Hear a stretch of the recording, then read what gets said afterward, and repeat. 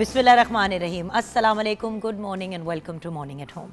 मैं हूं आपकी मेज़बान जुगन कासिम और उम्मीद है कि आप खैरियत से होंगे, अच्छे मूड में होंगे, पॉजिटिव फ्रेम ऑफ माइंड में जागे होंगे। और अगर नहीं जागे तो आज मैंने आपसे बात करनी है डिसिप्लिन की, कि नज़्म व ज़ब्त ज़िंदगी में कितना इम्पॉर्टेंट है और वो हमें ज़िंदगी में कहाँ से कहाँ पहुँचा देता है। क्या आपको पता है व्यूअर्स कि अगर मैं अपनी लाइफ की बात करूं और अगर आपको लगता है कि मैं किसी भी एरिया या डिपार्टमेंट में अपनी ज़िंदगी के कामयाब रही हूं, तो उसके पीछे सबसे बड़ा reason viewers, the biggest reason is discipline, नज़्म व ज़ब्त। क्यों? आज मैं इस पे आपसे बात करूंगी। देखिए, हर रोज़ हम एक हंसती मुस्कुराती सुबह के साथ आपके सामने हाजिर हो जाते हैं, लेकिन अगर हम सिर्फ हंसने और मुस्कुराने की ही बात करें और कोई भी आपके लिए फ़ायदेमंद या जिसको हम कहते हैं ना कि म्यूचुअली हेल्पफुल बात ना करें, तो क्या फ़ायदा फिर इस प्रोग्राम का? बस ही हा ही करनी है 2 घंटे के लिए। देखिए, 2 आवर प्रोग्राम, अगर आप बाहर की दुनिया में भी इस तरह मॉर्निंग शोज़ को या जिनको हम ब्रेकफास्ट शोज़ कहते हैं देखें, तो उन प्रोग्राम्स में हमेशा बात होती है इंटेलिजेंट चीज़ें, इंफॉर्मेशन वाली, लेटेस्ट क्या प्रॉब्लम्स चल रही हैं, कौन सी चीज़ें हैं जो मसाइल लोगों की ज़िंदगी में पैदा कर रही हैं। तो जब हम मसाइल की बात करते हैं या इश्यूज़ की बात करते हैं, तो एक बहुत बड़ा इशू और एक बहुत बड़ा मसला है आजकल डिसिप्लिन का। क्यों? क्योंकि माँ बाप जो हैं वो बहुत ज़्यादा अब इस डायरेक्शन में जा रहे हैं कि बच्चों के ऊपर हमें प्रेशर नहीं डालना चाहिए। बच्चों पे ज़्यादा प्रेशर डालेंगे तो बच्चे बेचारे ये हो जाएंगे, बच्चे बेचारे वो हो जाएंगे। ये चीज़ हम भूल जाते हैं कि जब डिसिप्लिन नहीं होता तो ज़िंदगी का कोई भी एरिया आपका वर्क नहीं कर सकता। डिसिप्लिन यानी कि स्केजुलिंग, यानी कि नज़्म व ज़ब्त। देखिए, पैदाइश भी जब एक बच्चे की होती है तो पेरेंट्स उसको मतलब एक रूटीन में लाने की कोशिश करते हैं। पेरेंट्स अगर डिसिप्लिन नहीं होंगे, माँ अगर टाइमली बच्चे को दूध नहीं पिलाएगी, बच्चे को टाइमली चेंज नहीं करेगी, बच्चों के डायपर आप ना चेंज करें टाइम से, तो इतनी बुरी बुरी और इतनी सीरियस किस्म की रैशेज़ हो जाती हैं। अच्छा, खाना टाइमली ना दे, बच्चा डिहाइड्रेट हो सकता है। बच्चा अगर फीड नहीं ले रहा तो अल्लाह माफ़ी दे, बच्चा भूखा भी मर सकता है। सो अगर औरत डिसिप्लिन अंदाज में नहीं चलेगी, वो हांडियाँ ही उसका फोकस टोटल ये है कि जी मैं हांडी रोटी कर रही हूँ, बच्चे को ना करूँ। तो हर इंसान जब डिसिप्लिन ज़िंदगी में लाता है तो तभी आगे बढ़ता है, और ज़िंदगी में डिसिप्लिन के बगैर आगे बढ़ना बहुत मुश्किल है। डिसिप्लिन का एग्ज़ाम्पल वक्त यानी कि टाइम को देखें। सूरज ने अपने टाइम पे ही गुरूब होना है और चाँद ने अपने टाइम पे ही नज़र आना है, और फिर चाँद ने जाना है और उसकी जगह सूरज ने आना है, और ये ज़िंदगी का एक सिस्टम है। आप नमाज का भी स्केड्यूल देखें। ये नहीं है कि किसी भी वक्त किसी भी टाइम पे आपने देखिए, दुआ तो आप अल्लाह मियाँ से किसी वक्त भी व्यूअर्स कर सकते हैं, लेकिन उस दुआ को किस टाइम पे आप करें स्पेसिफिकली, वो भी आपको टाइमिंग्स दिए गए हैं। फजर, जोहर, असर, मगरिब, इशा। अब अगर आप डिसिप्लिन्ड इंसान हैं तो आप 5 वक्त नमाज पढ़ेंगे। अगर आप डिसिप्लिन नहीं हैं तो अक्सर आपकी नमाज़ें क़ज़ा हो जाएंगी, जो बड़े लोगों के साथ होती हैं। मुझे बड़ी दफ़ा लोग कहते हैं कि यार चूँकि नमाज जो है ना वो बीच में रह जाती है। मेरा सवाल ये बनता है कि जी खाना छोड़ा आपने अपनी दूसरी चीज़ें छोड़ी, तो उसको भी आप ज़िंदगी का हिस्सा बनाएं। आप ही कैसे बनाएं? बनाने का तरीका नज़्म व ज़ब्त, डिसिप्लिन, फोकस के साथ आगे बढ़ना। सो डिसिप्लिन की बात करें तो हर चीज़ को बनाने के लिए अल्लाह पाक ने एक प्रॉपर सिस्टम बनाया हुआ है, और अगर आप देखें तो ये दुनिया भी डिसिप्लिन पे ही, नज़्म व ज़ब्त पे ही चल रही है।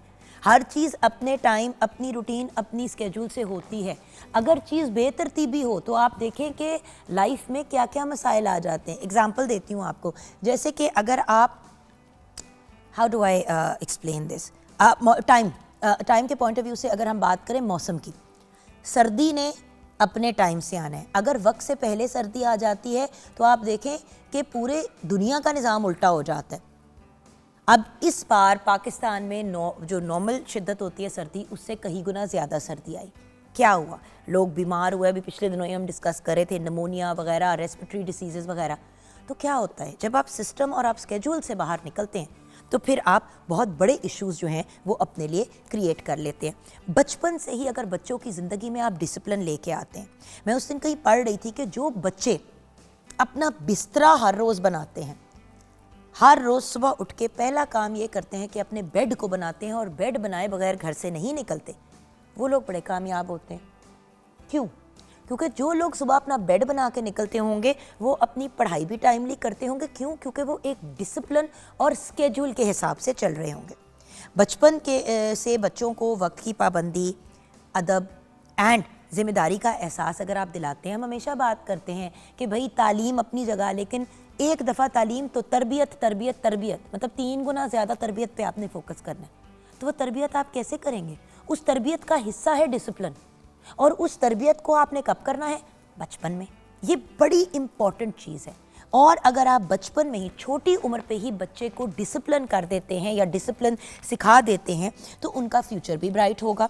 उनको पढ़ाई में दिक्कत नहीं होगी क्योंकि वो टाइमली अपनी पढ़ाई, एकेडमी वगैरह, स्कूल वगैरह अटेंड करेंगे। उनका मतलब जो हम प्ले टाइम कहते हैं, एन्जॉयमेंट का टाइम अलहदा होगा। अगर उनकी कोई को करिकुलर एक्टिविटीज़ है वो अपने टाइम से होंगी। स्क्रीन टाइम भी स्पेसिफिक होगा। अब आपको पता है, हर बंदे को ये पता है कि मैंने अपने बच्चों का स्क्रीन टाइम 6 से 8 बजे का रखा है।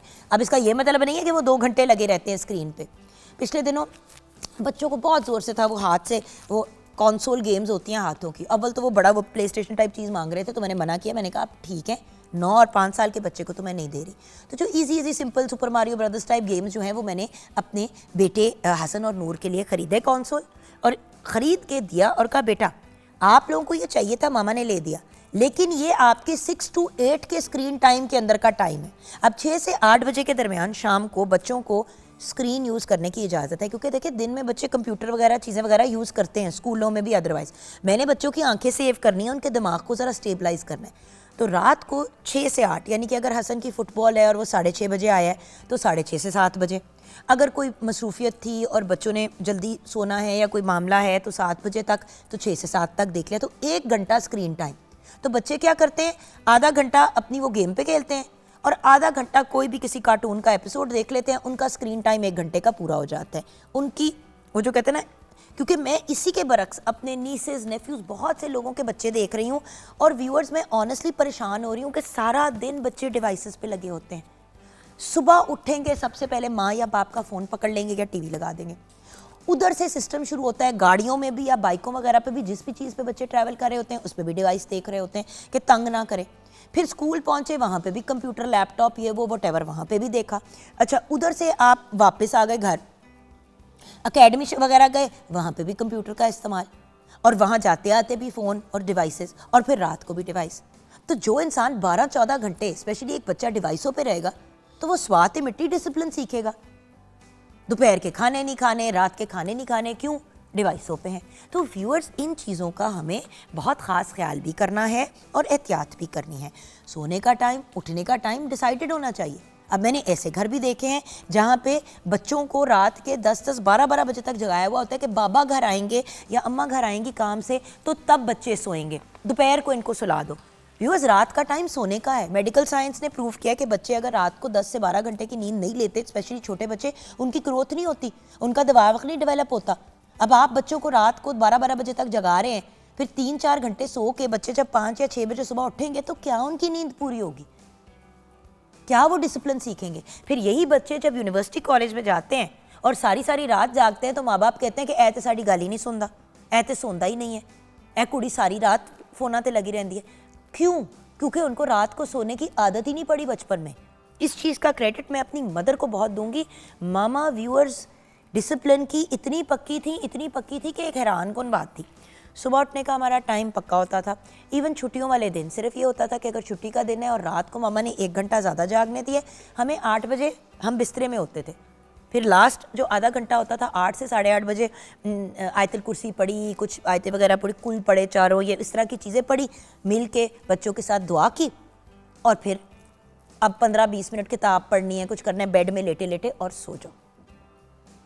ये बेसिकली हमारा स्केड्यूल होता था। सुबह उठने का टाइम 6 बजे का होता था।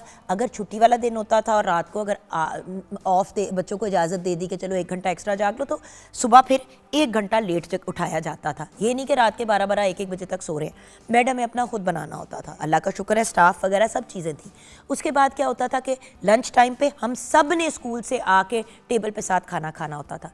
अगर किसी बच्चे की क्लास या क्लब या कोई चीज़ होती थी तो वो फिर बाद में आके खाता था, वरना टाइम हमारा सेट होता था डाइनिंग टेबल पे लंच का भी और डिनर का भी।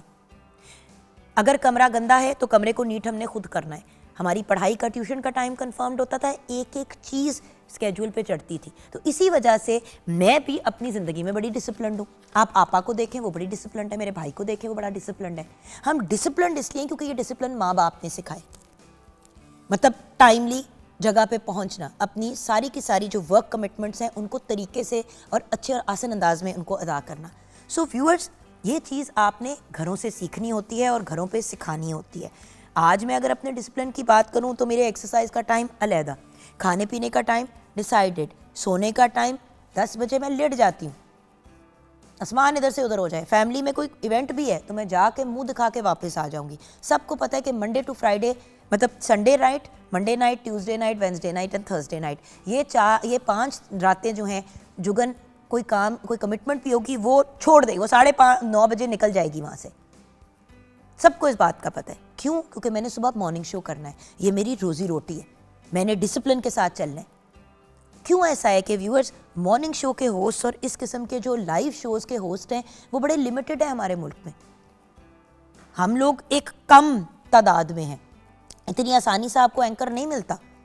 और उस दिन मुझसे कोई बात करा था रमज़ान ट्रांसमिशन की, तो कुछ 6 लोगों के माने नाम राम रेकमेंड किए, एक और चैनल ने रब्ता किया, मैं तो ऑब्वियसली पीटीवी के साथ ही होती हूँ, आपको पता है। तो मैंने उनको 6 नाम रेकमेंड किए, 6 के 6 पे उन्होंने घूम के कहा कि जुगन, ये लोग तो टाइम की पाबंदी नॉर्मल दिनों पे नहीं करते, ये लाइव रमज़ान ट्रांसमिशन कैसे हैंडल करेंगे 3 से 4 घंटे की। तो व्यूअर्स, डिसिप्लिन, इवन अगर आप एक प्रोफेशनल इस्टेब्लिश्ड बंदे हैं, अगर आप डिसिप्लिन नहीं है तो लोग आपके साथ काम नहीं करेंगे। और ये बड़ा चैनल था और बहुत बड़े पैसे देने के लिए तैयार था, लेकिन 6 लोग रेकमेंड किए, 6 के 6 को उन्होंने रिजेक्ट कर दिया कि ये तंग करता है, ये टाइम पे नहीं आता, ये है, और सब प्रॉब्लम डिसिप्लिन के थे। सो बढ़ते हैं किचन की तरफ, जहाँ पे बहुत ही डिसिप्लिन शेफ़ कनीज़ फातिमा हमारे साथ हैं। अस्सलाम वालेकुम बेटा। वालेकुम अस्सलाम। कैसी हो? बिल्कुल ठीक ठाक। डिसिप्लिन, नज़्म ज़ब्त। एज ए यंग पर्सन मैं जो गिला कर रही हूँ वो एक्चुअली आपके एज ग्रुप के लोगों से ज़्यादा कर रही हूँ। बिल्कुल। क्योंकि सुनते नहीं हो, आपकी नहीं बात करी, बट जनरली सुनते नहीं है। कहो भी, अब मेरा बेटा हमजा 20 साल का इंशाल्लाह, ये इस साल हो जाएगा मार्च में, सुनता ही नहीं है। वाहे मामा ये, हाँ अल्लाह का शुक्र है कि वो सोने की उसकी एक रूटीन बनी हुई है, जागने की रूटीन बनी हुई है, खाने पीने की बनी हुई है। लेकिन जब मैं उसको डिसिप्लिन से खाने की कोशिश करती हूँ, मजाल है कि वो बिस्तरा बनाए अपना। छोटा होता था बना लेता था, अब फिर उस पर वापस चला गया कि यार मामा सोना ही है फिर बिस्तरे में। अब बंदा क्या बोले? ऐसे ही है, बिल्कुल ऐसे ही है। तो आप मुझे बताएं कि आपकी ज़िंदगी में, आपकी नज़र में डिसिप्लिन और नज़्म ज़ब्त क्या इंपॉर्टेंस रखता है? बहुत ज़्यादा इंपॉर्टेंस रखता है। इवन हर चीज़ में आपका डिसिप्लिन होना चाहिए। जैसे कि अगर मैं इस टाइम किचन में खड़ी होकर खाना बना रही हूँ, इसके लिए भी आपको प्रॉपर डिसिप्लिन चाहिए होगा।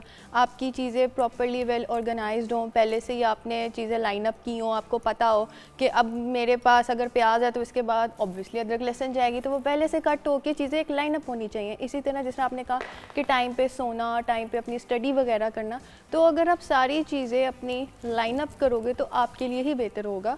जो आपके 24 आवर्स होते हैं दिन में, उनको कैसे यूटिलाइज करना है, करने वाले तो उसको ज़ाया भी कर देते हैं। अब देखो ना, छोटी सी बात है, देखें मैं उठ इसलिए गई हूँ क्योंकि बिल्कुल अब ब्रेक के फ़ौरन बाद, हम ब्रेक की तरफ जाएंगे और ब्रेक के फ़ौरन बाद जो है हम शेफ़ कनीज़ फातिमा के किचन में ही होंगे। आप ये देखें बच्ची का डिसिप्लिन और नज़्म ज़ब्त, बल्कि आइए मैं आपको फिज़िकली दिखाना चाहती हूँ मैं किस चीज़ की बात कर रही हूँ। व्यूअर्स देखें, उस बच्ची ने आज जो भी तैयार करना है, हम रेसिपी और चीज़ों की तरफ बाद में जाएंगी। कीमा वो ऑलरेडी रेडी करके डिफ्रॉस्ट हुआ कीमा पड़ा हुआ है, क्योंकि आपको पता है ज़्यादातर कीमा मार्केट में फ्रोज़न ही आता है, लोग stock.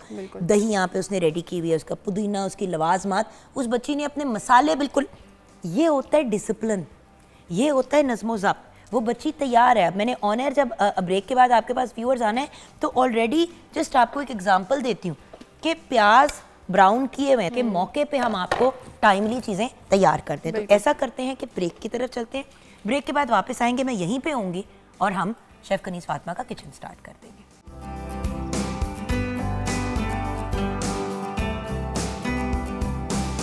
Welcome back from the break viewers. जैसे कि मैंने आपको कहा, हमने किचन में आके अपना काम स्टार्ट कर दिया था। छोटी छोटी चीज़ें, जैसे कि अभी वो चावल को स्ट्रेन कर रही हैं। बना क्या रही हो? आज हम बना रहे हैं दम कीमा बिरयानी। दम कीमा बिरयानी अब हर बंदे की फेवरेट है। और सच्ची बात बताऊं, मैं बिरयानी नॉर्मली शौक से नहीं खाती, मैं I am a pulao eater, लेकिन ये कीमा, दम कीमा बिरयानी जो होती है वो इतने मज़े की बनती है। और क्योंकि मुझे बिग बिग चंक्स मीट के नहीं पसंद, बिल्कुल, वो आई डोंट नो व्हाई मुझे है थोड़ा सा प्रॉब्लम इस चीज़ का, तो मेरे बेटे हसन को भी अनफॉर्चुनेटली है ये प्रॉब्लम।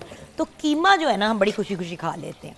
अच्छा, तो मुझे जैसे कि आपने बताया था क्या कि डालना प्याज इसमें? बिल्कुल ब्राउन होगी हुई है, इस पॉइंट पे हमारे पास है अदरक के साथ? साबुत गरम मसाला। साबुत गरम मसाला, ये नहीं मैंने डाला ठीक। था, और ये हमारे साथ अदरक लहसुन अब पेस्ट। 1 सेकंड मैं इसको कड़कड़ा के इसमें डाल ओके। दूं। ठीक है, और ये मैंने अभी थोड़ा सा भूनना है, और उसके बाद कीमा जाएगा। आप मुझे कीमा दे दें ओके। और आप अपनी फिर मेरी जान रेसिपी की तरफ चली जाइएगा, ठीक है? ठीक है, ये रहा कीमा।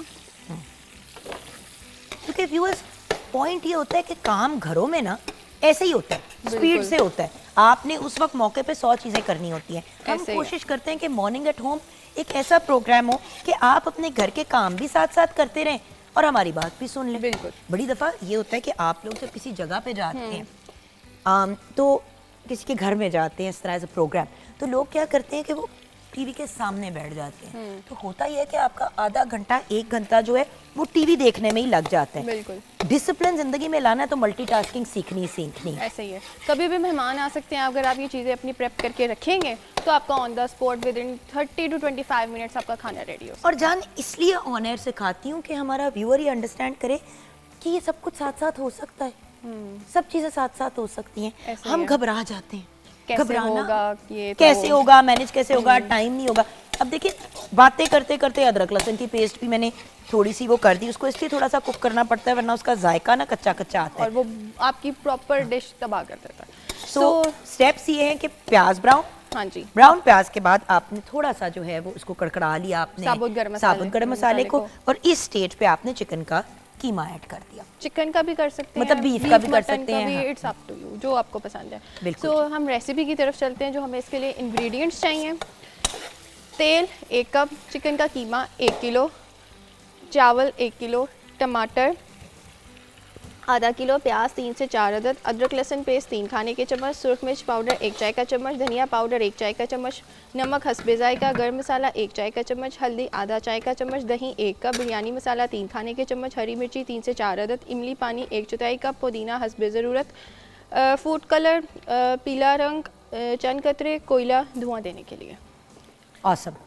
तो धुआं इसको हमने किस स्टेज पे देना है? धुआं हमने बिल्कुल लास्ट स्टेज पे देना है, जब हमारा कीमा बिल्कुल रेडी हो जाएगा। बट बिरयानी के साथ नहीं ना? बिरयानी के साथ नहीं, क्योंकि वो ना फिर बहुत स्ट्रॉन्ग फ्लेवर आएगा आपको, और ज़्यादा बेहतर है कि जो आपका कोयले का जो एरोमा है ना वो सिर्फ और सिर्फ आपकी मीट में से आए। That's it.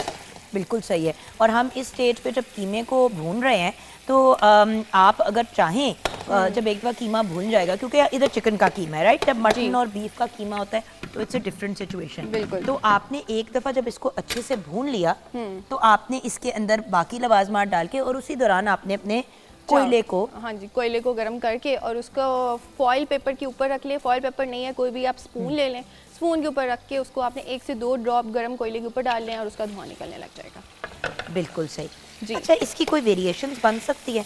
अब जैसे ये बिरयानी आप बना रही हैं तो इसके जगह हम प्रॉन बिरयानी, क्योंकि देखो कराची वगैरह में प्रॉन और फिश बिरयानी भी बनती है, लाहौर में नहीं बिल्कुल। बनती।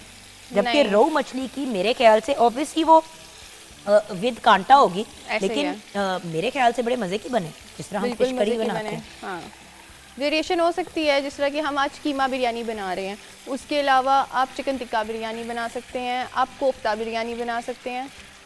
तो बहुत सारी वेरिएशंस हैं, आप कुछ भी चाहें बिरयानी के साथ कर सकते हैं। मतलब बट टेक्निकली कीमे की हाँ। बिरयानी होती नहीं है। हाँ, होती नहीं है, ये एक वेरिएशन है। जो बिरयानी है वो मुझे पर्सनली चिकन की बिरयानी ही पसंद है। और मुझे लगता है कि बिरयानी जो है वो जल्दी बन जाती है। चिकन और बीफ ये जो आप कीमे की बनाते हैं, जब आप इसको बनाने की कोशिश करते हैं ना उसके साथ मटन या बीफ के साथ, फिर आपने उसको टाइम देना है। ऐसे ही है, जब तक आपका मीट प्रॉपरली कुक ना हो जाए। खैर तो उस दिन वैसे हमने मटन की बिरयानी बनाई घर में। मैंने आपको बताया ना, आई am not a biryani fan, but घर वाले बड़े शौक से खाते हैं। तो मटन बिरयानी बनाई, वो बहुत सख्त था, वो गोश्त इतना सख्त था। तो किस एरिया का गोश्त लें बिरयानी के लिए, होता है ना पुट्ठ का और इसका उसका। तो आप बिरयानी में अगर मटन यूज़ करना है या बीफ, तो किस एरिया का लें गोश्त? आप पुट का बेहतर रहेगा और कोशिश कीजिएगा कि जो पुट का? हाँ, पुट का जो बोनलेस बोटियाँ होती हैं ना, वो ज़्यादातर बीच में डालिएगा, और कुछ 3-4 आप नली वगैरह जो रान वाला एरिया होता है वो भी आप बीच में ऐड कर सकते हैं। दरअसल जब आप बिरयानी मटन की बनाते हैं ना, तो उसका मेथड बिल्कुल चेंज हो जाता है।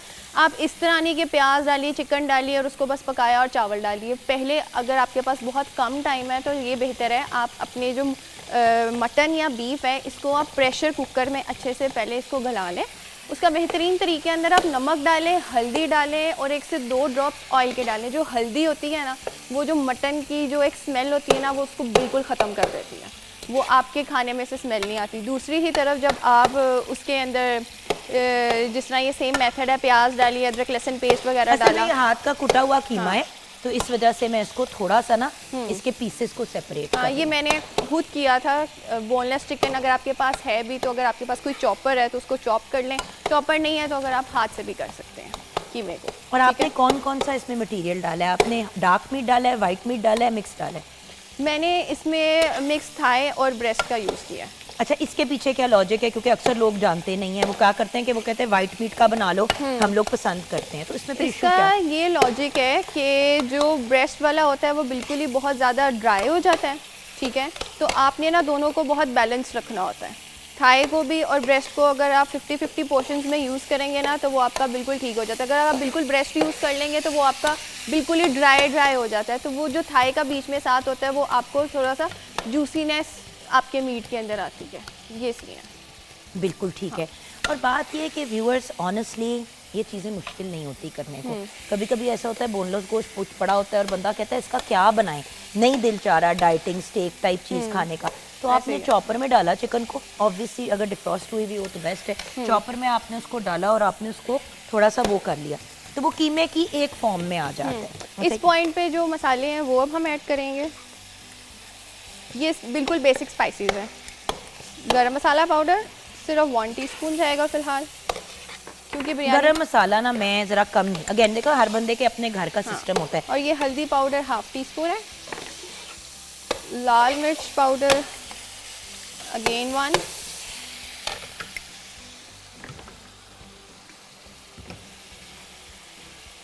और ये नमक 1/2 टीस्पून।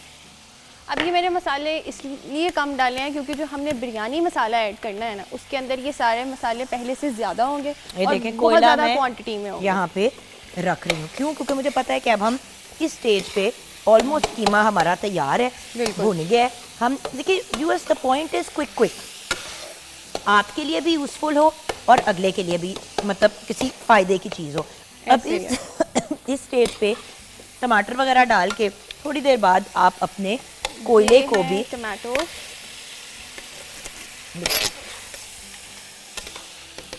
ये अब हमने आपने इसको तब तक पकाना है जब तक ये टमाटो अच्छे से टेंडर ना हो जाए और जो इसका पानी है वो ड्राई ना हो जाए। बिल्कुल ठीक है। तो देखिए अल्टीमेटली ये चीज़ें जो हैं आपने ही घरों में बनानी है। हमारी कोशिश ये होती है कि आपके साथ वो रेसिपी शेयर करें जो लिटरली आप प्रोग्राम में बातें करते हुए करें। आपने भी अगर अपनी ज़िंदगी में डिसिप्लिन लाना है तो मैं आपको एग्जांपल देती हूँ। ये मैंने बिरयानी मसाला ऐड किया है जो कि 3 to 4 टेबल स्पून के अप्रॉक्सीमेटली है। पूरा मत डाला करें, बहुत स्ट्रॉन्ग होता है बिरयानी मसाला। और ये जैसे कि इन्होंने खुद बनाया हुआ है अपने घर में बिरयानी मसाला, तो मैं भी आपको यही रेकमेंड करूंगी कि फ्रेश इंग्रेडिएंट्स लें और घर में अपना बिरयानी मसाला खुद तैयार कराएं, क्योंकि हर बंदे का फ्लेवर फर्क है ना ज़बान का।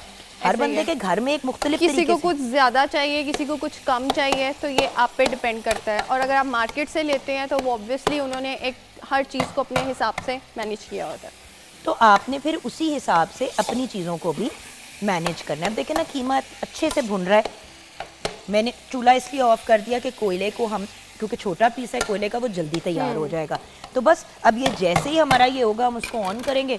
किसी अच्छा, मैं आपको बता रही थी कि अगर आप अपनी ज़िंदगी में डिसिप्लिन और नज़्म-ओ-ज़ब्त लाना चाहते हैं, एग्जाम्पल है, हम कहते हैं प्रोग्राम के दौरान ही आप ये वाली चीज़ कर दें। आप ऐसा करें, आपने मॉर्निंग एट होम लगाया 10 बजे का, क्यों हमारा टाइम है सुबह का, इसलिए कि सुबह जब हम ऑन एयर आते हैं एट 10 o'clock, तो आप लोग उस वक्त तक, जिन्होंने दफ्तर जाना होता है, बच्चों ने स्कूल जाना होता है, हर बंदा जो है वो अपने हिसाब से फ्री हो चुका होता है, जिसने घर पे होना होता है। बिल्कुल ऐसे ही है। अब आप आराम से टीवी लगाएं, आपने टीवी लगाया, आपने देखा कि आज हम ये बना रहे हैं, ज़्यादातर जो हम चीज़ें बना रहे होते हैं उसके इंग्रेडिएंट्स घर में होते हैं और या हमारी आप किसी recipes भी ऑनलाइन सर्विस से डिलीवरी करवा सकते ऐसे ही हैं। है। तो आपने कहा कि जी ये स्टार्ट करते हैं। अब आपने ये स्टार्ट करना है, उससे पहले आपने क्या किया कि आपने कपड़े मशीन में डाल दिए धुलने के लिए, आधा पौना घंटा तो लगना है उसको। बिल्कुल ऐसे आप मशीन को के अंदर डालें कपड़ों को धुलने के लिए। अब कपड़े आपके वॉश हो रहे हैं, यहाँ पे आप अपने खाने की तैयारी करिए। हांडी आपने पकने के लिए रखी, कितनी देर लगती है आपके सामने? 15 मिनट में व्यूअर्स हम अपना टोटल काम मुकम्मल कर लेते हैं। बिल्कुल। ये हमने अपना मसालेजात वगैरह चीज़ें तैयार की। अच्छा ये अब जैसे कि अगर पकने के लिए रखा, इसको ढका, गए आप उधर कपड़े अपने निकाले, वो सूखने के लिए आपने लगा दिए, उस दौरान आपने ये किया। अब घर में कोई डस्टिंग होनी है, किसी कपड़े को पैबंद लगना है, कोई आपने कोई भी चीज़ करनी है, वो आप बैठ के प्रोग्राम देखते हुए जितनी देर में आपकी हांडी को कोरिया कर लें। और लिटरली 12 बजे, बेसिकली 12 बजे के बाद ही बच्चे वगैरह और सब घर आना शुरू होते हैं और ना, तब तक आपका खाना भी रेडी हमारा प्रोग्राम भी खत्म और आपका खाना खाना भी भी ready। बिल्कुल रेडी हो जाएगा। मुझे लोग कहते हैं तुम अभी भी मॉर्निंग शो में खाने क्यों दिखाती हो? मैं कहती हूँ बिकॉज खाना हमारी जिंदगी का एक बहुत बड़ा हिस्सा है। जो हम चाह के भी स्किप नहीं कर सकते। मतलब खाना तो खाना ही है। बिल्कुल। और अक्सर लोग जब प्रोग्राम भी देखते हुए खाने पीने की चीजें खा रहे होते हैं तो हम भी अपनी कुछ रिस्पॉन्सिबिलिटीज पूरी करें और थोड़ा सा हम भी एक एफर्ट करें। मैं किचन में आके क्यों खाना बनाती हूँ व्यूअर्स? इसीलिए कि आप लोग अंडरस्टैंड करें, आप फुल तैयारी के साथ भी आके किचन में काम कर सकते हैं, चीज़ों में हेल्प आउट कर कुछ सकते हैं। लोगों का माइंड होता है अब हम तैयार हो गए ना, अब हम किचन में नहीं जा सकते, तो ऐसा नहीं है। आप अच्छे तरीके से अपने एप्रन और हर घर का ये मसला होता है आज क्या बनाएं, बिल्कुल आज क्या करें। तो ये लो जी, आप आज बिरयानी मतलब कीमे मतलब क्या दम कीमा बिरयानी जो है वो तैयार करें। नहीं भी कीमा ये देखें है, viewers। फ्रिज में चिकन तो है ना, तो आप उसी चिकन की बिरयानी बना लें। That's it. एक आपको ऑप्शन तो मिल गया ना ये कि आज देखें, क्या पकाएं। मैं आपको ये देखिए, अब इस स्टेज पे हमारा कीमा तैयार है, बिल्कुल। सिर्फ हम टमाटरों का वेट कर रहे हैं कि वो अपने एंड पे और गल जाए। इस पॉइंट पे हम थोड़ी सी हरी मिर्ची भी डाल देंगे। बिल्कुल। और मैं आपकी बिरयानी को कंप्लीट करने के पॉइंट ऑफ व्यू से अब आपका कोयला भी लगा रही हूँ, क्योंकि इस स्टेज पे अगर आप वो हाफ कुक्ड भी है तो आपने इसको कोयले का, आपने सिर्फ उसको स्मेल देनी है। बिल्कुल ऐसे ही है। तो ये लो, कोयला भी हमारा साथ साथ हो। एक लाइए, मिनट के ये जो है ना वो मुझे कवर लग रहा था उसका। हाँ। ये मैंने कहा, बिल्कुल ठीक है। देखिए व्यूअर्स, हम तो बड़े शौक से खाने पीने की चीज़ें बनाते हैं, अपने प्रोग्राम में करते हैं, लेकिन बार बार आप लोग पूछते हैं कि समझ नहीं आ रही है कि क्या करें, समझ नहीं आ रही है कि क्या बनाएं, कैसे बनाएं। तो व्यूअर्स कितनी देर हुई? 10 मिनट, मे बी 12 मिनट। बस ये कि चीजें पहले से प्रेप थी जिसमें आपको और एडिशनली 10 मिनट लग जाएंगे। अब और आप ये बाकी एक वही रात सब पहले भी चीजें। तैयार कर सकते हैं सोने से पहले, और फिर सिर्फ आपने देखिए रात को भी अगर आपने टमाटर और प्याज काट के फ्रिज में रख दिए तो उनको कोई फर्क नहीं पड़ता। बिल्कुल ऐसे ही है। तो आप अपनी कटिंग वगैरह और चीज़ें वगैरह एक दिन पहले तैयार कर लें ताकि मौके पे आपको इशू ना हो। देखिए हर बंदे को अपने घर, अपनी रूटीन और अपने स्केड्यूल का पता है, आप अपने हिसाब से चलें। हम कोशिश करेंगे कि हम जितनी आपकी सपोर्ट कर सकते हैं करें। इस स्टेज पे मेरे ख्याल से अगर हमने ब्रेक की तरफ जाना है तो अगर कोई फॉइल का पीस या कोई चीज़ मिल जाती है तो एक इसमें हमने सारा कुछ डाल लिया जो डालना था। जी जी, सब कुछ डाल लिया, बस हमने 1 से 2 चम्मच दही डाल लें। हाँ वो आप डाल लें ताकि मैं फिर इसके ऊपर दम भी दे दूँ। I just want the viewers to actually get a visual of what we are doing, right. और वैसे भी आज इसके बाद हम अभी ब्रेक के बाद ना बड़े एक इंटरेस्टिंग सेगमेंट की तरफ जाएंगे जहाँ पे देखो तालीम के इतने डिफरेंट तरीके आ जाएं। सिर्फ तालीम के सिस्टम्स की अगर बात करो, बिल्कुल। पहले क्या होता था, मैट्रिक होता था या सीनियर, जब मैं छोटी थी तो मैट्रिक और सीनियर कैम्ब्रिज या इसको ओ लेवल्स ए लेवल्स कहते हैं वो होता था, ठीक है। आज IB सिस्टम भी है, हाई स्कूल का सिस्टम भी है पाकिस्तान में। डिफरेंट जगहों पे डिफरेंट अपने तरीके और सिस्टम्स हैं पढ़ाने के। तो आज हम पढ़ाई के पॉइंट ऑफ व्यू से बात करेंगे and what the different ways and systems are. और अभी हमने फॉइल लिया, ये डाला हमने, और फ्लेम आपने बिल्कुल लो कर देनी है। ये कोयला जैसे ही हमारा थोड़ा सा सुलग जाएगा, इसको अब ये इस स्टील के, ये देखे ना मैंने ये देखे, कभी भी डायरेक्ट नहीं आपने लगाना। ये आपने ऑयल के पीस को रखा ऑन टॉप ऑफ इट, 2 कतरे इसके ऊपर मैंने ऑयल के डालने और आपका ये लीजिए, ये आ गया और ये बस डन हो गया। यहाँ पे हम जा रहे हैं ब्रेक की तरफ, ब्रेक के बाद वापस आएंगे, आप हमारे साथ रहिएगा।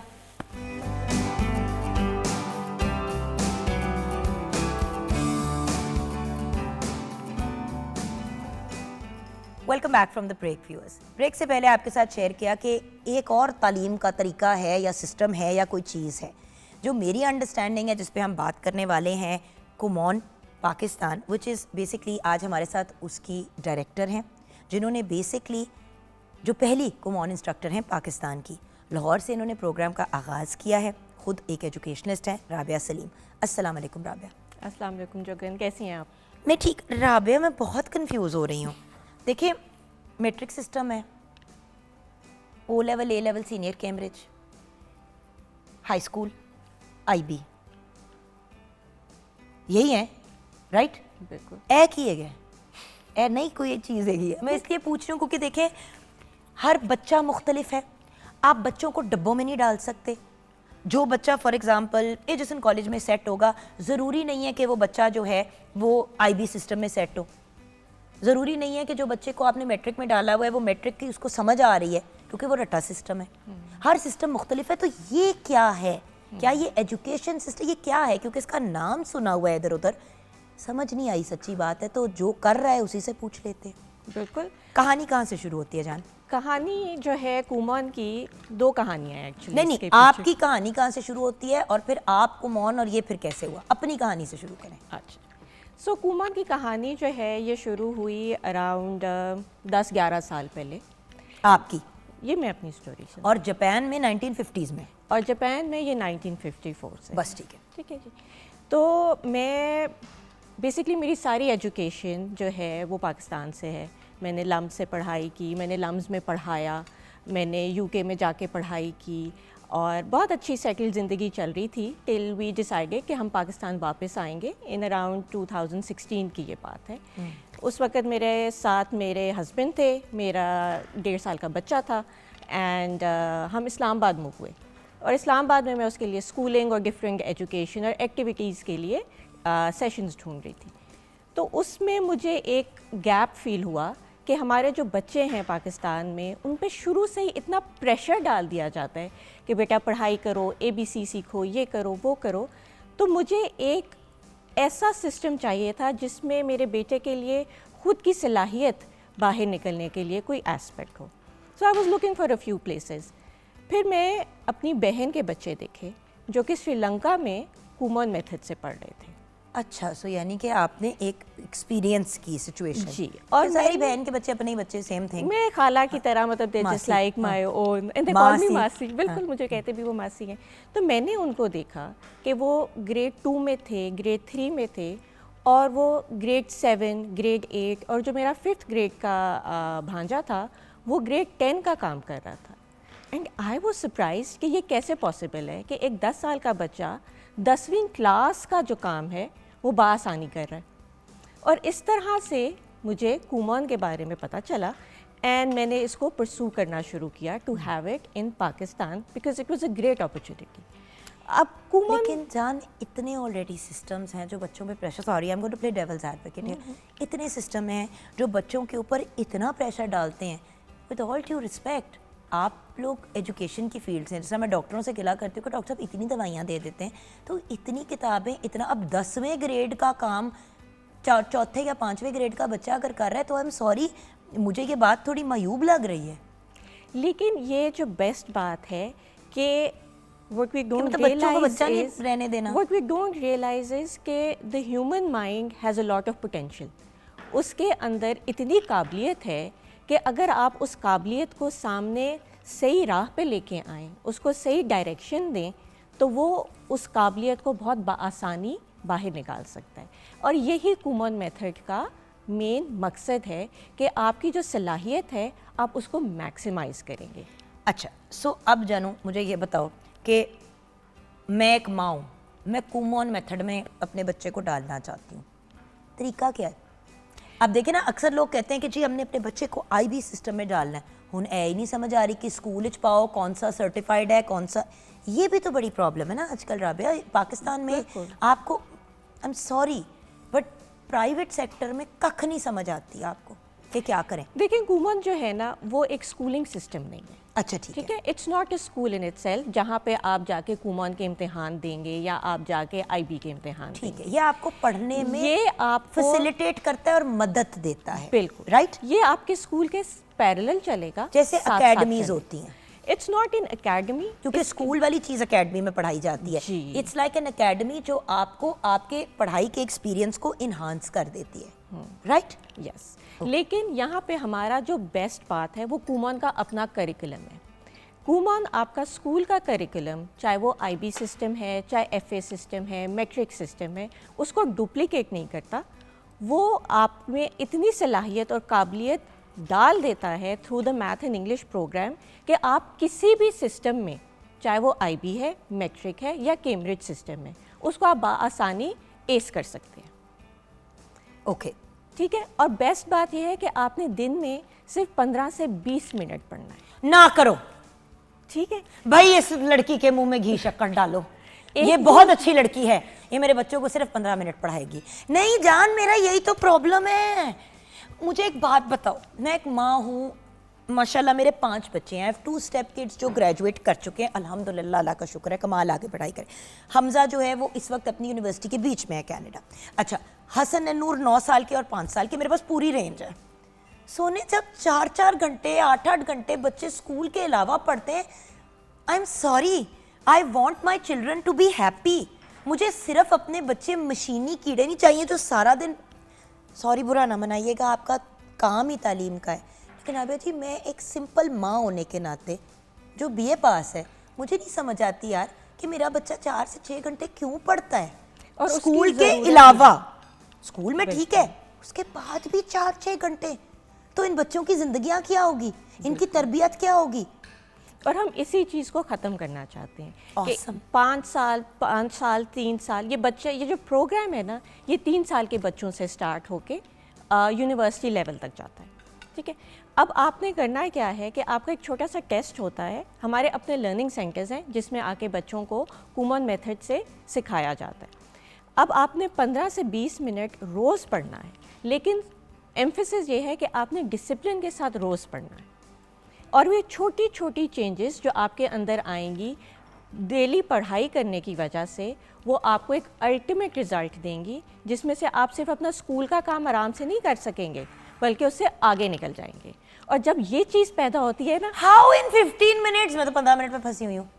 15 मिनट में तो खाना नहीं खाया जाता। Because this is exactly how the program is designed and this program is a Japanese program. जब आप जापानीज़ क्वालिटी के बारे में बात करते हैं ना, तो they have a very far site. वो हर चीज़ को बच्चों के लेवल पे उतर के इस पे रिसर्च करके उसको आगे प्रोग्राम को चलाते हैं। हमारा जो वर्कशीट का सिस्टम है वो स्मॉल स्टेप है, छोटे छोटे स्टेप्स में बच्चे अपनी एबिलिटीज़ को बढ़ाते चले जाते हैं विदाउट फीलिंग दैट प्रेशर कि हाय अब मुझसे काम नहीं हो रहा, अभी में मुझे समझ नहीं आ रहा। और इसमें एक इंटरेस्टिंग बात ये है कि आपको एज अ मदर बच्चे के सर पे बैठ के उसको पढ़ाना नहीं है। जो आपकी असाइनमेंट्स होती हैं उसमें छोटे छोटे पजल्स हैं, छोटे छोटे हिंट्स हैं, छोटी छोटी सी एग्जाम्पल्स हैं जिनको देख के बच्चा खुद सीखता है। जब बच्चा खुद सीखता है तो वो उसमें इंजॉय भी करता है और वो उस चीज़ को बेहतर तरीके से याद भी रखता है। And this is how it is different from schools. एक टीचर क्लासरूम में खड़ी होकर आपको लेक्चर दे अच्छा, रही एक है, सेकंड। जो समझा रही। एक सेकेंड जी। मैं आपका स्टूडेंट हूँ जी, मुझे अब आप कैसे पढ़ाएंगी? मैं एक्चुअली व्यूअर्स को एक सैंपल देना चाह रही हूँ। आप समझ रही है, देखिए राबिया जी, माँ कोई चीज़ हो जाए, सेहत पे और तालीम पे माँ और बाप कभी कॉम्प्रोमाइज़ नहीं करता, अनलेस अल्लाह माफ़ी दे कोई मजबूरी या कोई इशू हो। तो अगर हम लोगों को माइल कर रहे हैं कुमॉन की तरफ, तो it has to be something solid जो लोगों को समझ आए। क्योंकि देखिए अभी भी IB सिस्टम में मेरे दोनों बच्चे हैं, हसन एंड नूर, हमजा भी है, लेकिन मैं समझा नहीं पड़ती कि पानी सा कि बस बेसिकली ये वो वाली पढ़ाई है जिसमें आपको फिजिकली चीज़ें करके सिखाते हैं, सिर्फ रट्टा नहीं होता। मुझे इतना पता है IB सिस्टम के बारे में, तो मुझे समझ आ गई, तो मैंने डाल दिया बच्चों को। कुमॉन का मुझे बताएं, जैसे मैं स्टूडेंट हूँ, मैं आपके पास आती हूँ, उन 15-20 मिनट में आप मेरे साथ करेंगी क्या? देखिए सबसे पहले स्टार्ट होने से पहले ना, बिकॉज हर बच्चा डिफरेंट होता है। इवन एक क्लास का बच्चा जो है, ग्रेड 5 का बच्चा, ग्रेड 3 का बच्चा, उसकी एक डिफरेंट सलाहियत है। सबसे पहले आपका एक टेस्ट होगा जिससे हमें ये पता चलेगा कि आप स्टैंड कहाँ करते हैं अपनी करंट एबिलिटीज़ के मुताबिक, चाहे वो इंग्लिश का टेस्ट है, चाहे वो मैथ्स का टेस्ट है। हमारे ट्रेन्ड इंस्ट्रक्टर्स हैं जो कुमॉन मेथड में ट्रेंड हैं, वो उस बच्चे का वो टेस्ट देख के एक प्लान डिवाइस करेंगे जो कि पेरेंट्स के साथ डिस्कस होगा कि आपका बच्चा पहले महीने में आके फॉर एग्जांपल एडिशंस का काम करेगा, फिर उसको माइनस सिखाया जाएगा, फिर उसको मल्टीप्लिकेशन पे लेके जाया जाएगा, होते होते वो कैलकुलस जो कि यूनिवर्सिटी लेवल मैथ्स है वहाँ तक पहुँच जाएगा। ये एक स्टेप बाय स्टेप प्रोसेस है जहाँ पे तीनों पेरेंट्स, टीचर्स और बच्चे बहुत क्लोजली इन्वॉल्व हैं। काम वर्कशीट्स पे होता है और जो वर्कशीट्स हैं जैसे कि मैंने आपको बताया एक जापानीज़ मेथड अब ये है। वर्कशीट्स क्या कंप्यूटर पे हैं या कागज़ पे हैं? देखिए एक यहाँ पे एक और राबिया जी इशू आ जाता है डिवाइसेस का। देखो मेरी जान, इमेजिन कि ये कंप्यूटर है, बच्चे सुबह उठते हैं, इन पंगों में पढ़ते हैं, स्कूल जाते हैं, सारा काम अब कंप्यूटरों पे हो रहा है। मुझे कंप्यूटर से इशू नहीं है, मुझे उस स्क्रीन से इशू है जिससे मेरे बच्चों को सर्वाइकल इश्यूज़ हो रहे हैं छोटी छोटी उम्रों पे। सो क्या ये वाला काम फिजिकल वर्कशीट्स पे है या कंप्यूटर्स के ऊपर है? ये फिजिकल वर्क क्योंकि जान बच्चों को पेंसिल नहीं यूज करनी आती, हम वो भी बच्चे सिखाते पेन हैं नहीं यूज करना आते। मैं एक बच्चे को मिली, मुझे, और मैंने चेक किया कि ये बच्चा न्यूरो डाइवर्जेंट तो नहीं है, क्योंकि देखें ऐसा कमेंट जो मैं भी पास करने लगी हूँ, न्यूरो डाइवर्जेंट बच्चे के मामले में ज्यादती है, क्योंकि उसको अगर पेंसिल नहीं पकड़नी आती तो उसका एक मुख्तलिफ प्रॉब्लम चल रहा है। लेकिन जो बच्चे सो कॉल्ड नॉर्मल की कैटेगरी में आते हैं, उनमें से एक ऐसा बच्चा मुझे मिला कि 9 साल की उम्र पे वो पेंसिल ऐसे पकड़ते वो लिख रहा है। तो मैंने कहा बच्चे, क्योंकि मैंने वैसे ही ना बच्चे बैठे हुए थे, तो मैंने कहा सारे चलो हम ड्राइंग करें। अब वो लिख रहा है और वो ऐसे लिख रहा है। बाद में मैंने उसकी अम्मी से कहा, मैंने कहा जान, कहती है यार छोटा होता था तो डिवाइसे ये वो, तो इसको अभी भी हम पेंसिल पकड़ना सिखा रहे हैं। वो ऐसे पकड़ के लिख रहा था। It was the strangest thing and then I realize दुनिया बदल गई है। जुगन आप यकीन नहीं करेंगे, मेरे पास बच्चे आते हैं जो कि पेंसिल पकड़ना नहीं जानते और हम उनकी छोटी छोटी छोटी हर डिटेल के ऊपर इतनी अटेंशन देते हैं कि मदर्स आके फिर मुझे कहती हैं कि ये चीज़ कभी हमने स्कूल में नहीं देखी। ऐसा करते हैं, ब्रेक की तरफ जाते हैं। मैं चाहती हूँ ब्रेक के बाद वापस आके हम ये डिस्कस करें कि कुमोन मेथड किन बच्चों के लिए वर्क करता है। तो अगर आपके बच्चे इस डब्बे या इस आई एम सॉरी मैं डब्बों में, आई हेट कैटेगराइजिंग, आपको पता है इस बात का व्यूअर्स, बट अगर हमने किसी बॉक्स में डालना है, अगर आपके बच्चों में ये क्वालिटीज़ हैं और ये मसाइल फेल कर रहे हैं, तो आपके लिए कुमोन बड़ा आइडियल है। और फिर ये भी अंडरस्टैंड करना ज़रूरी है कि स्कूल के साथ क्या ये भी बड़ा एक्सपेंसिव मेथड है, क्योंकि ये भी तो एक प्रॉब्लम है ना, खर्चा भी तो देखना है। और अगर लॉन्ग टर्म में 15 या 20 मिनट में आपको वो रिज़ल्ट मिल जाता है जो 6 ट्यूशनों में भी आपको नहीं मिलता, तो वाई नॉट। सो ये कुमोन मेथड, मज़ीद इस पे बात करेंगे ब्रेक के बाद।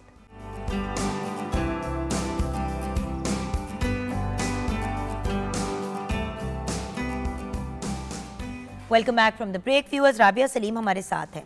ताल्लुक़ इनका एजुकेशन से है, खुद एक एजुकेशनलिस्ट हैं, डायरेक्टर हैं ऑफ कुमोन पाकिस्तान।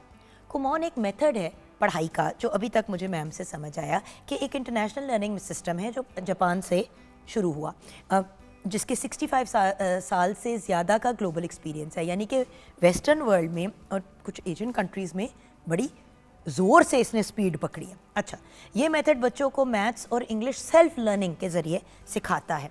कुमोन डिसिप्लिन, कंसिस्टेंसी और मास्टरी बेस्ड ग्रोथ पे पर बेसिकली चलता है। फ़िलहाल पाकिस्तान में 10 कुमोन सेंटर आई थिंक काम कर रहे हैं। 1000 से ज़्यादा फैमिलीज़ पाकिस्तान में कुमोन मेथड के साथ तालीम हासिल कर रही हैं। बाय द वे उनमें से एक बच्चा वो बच्चा था जो अब येल यूनिवर्सिटी में पढ़ रहा है, क्योंकि उसने भी इस चीज़ को इम्प्लीमेंट किया। और ये बच्चा मेरे बेटे हमज़ा का बेस्ट फ्रेंड, क्लास फेलो, साथ बेसिकली भाइयों की तरह बड़े हुए, वो जो 4 ग्रुप नहीं था हमज़ा का फ्रेंड्स का, उनमें से एक। तो उनमें से एक बच्चा, वाहिद बच्चा जो चारों में से इस मेथड में गया, वो अब येल यूनिवर्सिटी में माशाल्लाह पढ़ रहा है फुल स्कॉलरशिप पे। सो अंडरस्टैंड करें इस पे बात करने का रीज़न क्या था। मैंने एक्चुअली जिस खातून के बच्चे ने ये किया उनसे बात की। मैंने कहा तेरा बच्चा हमारे बच्चे से हमेशा, हमारे बच्चों से हमेशा आ गया होता है ना, तो उसने 100 ट्यूशनें की हैं, ऊपर से वो येल यूनिवर्सिटी चला गया, तो हम क्या अपने बच्चों को गलत कुछ खिला रहे हैं, क्या मसला है? उसने कहा यार ये चीज़ है, but because it's a newer method शायद लोग इसमें इतने इंटरेस्टेड ना हो। तो इस तरह मुझे सिरा मिला राबिया सलीम का। तो जी मुझे बताइए कि कौन से बच्चे इसके लिए आइडियल कैंडिडेट्स हैं? जी, क्योंकि कुछ बच्चे रट्टे में बड़े खुश रहते हैं। बिल्कुल। कुमोन जो है ना वो वाइड स्पेक्ट्रम ऑफ किड्स के लिए, वो हर एबिलिटी के लिए, हर बच्चे के लिए।